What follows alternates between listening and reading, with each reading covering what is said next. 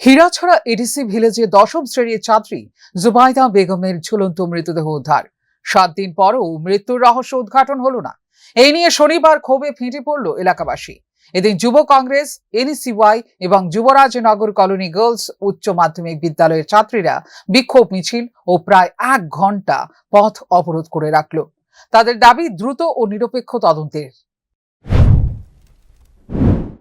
যেখানে যেতে হলে পাহাড়ের কাঁচা রাস্তা কাদায় দিয়ে যেতে হয়, কিন্তু যখন ঝুলন্ত অবস্থা লাশটা ছিল বা আমরা বিভিন্ন ভিডিওর মাধ্যমে সোশ্যাল মিডিয়ার মাধ্যমে দেখতে পেলাম যে জুবাইদার পায়ে কোনো কাদার একটুও দাগ নেই, কোনো কাদা নেই, যেটা যেভাবে একদম দিয়ে মুছে পরিষ্কার যেভাবে পরিচ্ছন্ন থাকে ঠিক সেভাবে পরিষ্কার পরিচ্ছন্ন করতে পাও।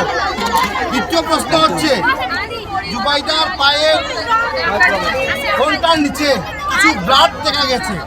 আমাদের প্রশ্ন হচ্ছে সেই ব্লাড কিসের, কেন ব্লাড নিল জুবাইদার পায়ে? যদি আত্মহত্যা হয় তাহলে কেন এই নির্জন জঙ্গল বেছে নিতে হয়েছে জুবাইদাকে? কেন এত কিভাবে জুবাইদা এত উঁচু গাছের মধ্যে উঠে একা একা ফাঁসি লাগতে পারলো বা কিভাবে? পরিবারের অভিযোগ, এটি আত্মহত্যা নয় বরং পরিকল্পিত হত্যাকাণ্ড। আন্দোলনকারীরা আদালতের অনুমতি নিয়ে মৃতদেহ পুনরায় ময়নাতদন্তের দাবিও তোলেন। পরে পুলিশ বিষয়টি ঊর্ধ্বতন কর্তৃপক্ষের নজরে আনার আশ্বাস দিলে অবরোধ প্রত্যাহার করা হয়। ঘটনা দ্রুত তদন্ত করে দোষীদের গ্রেপ্তারের দাবিতে এলাকায় ক্ষোভ অব্যাহত রয়েছে। Bureau report, news now.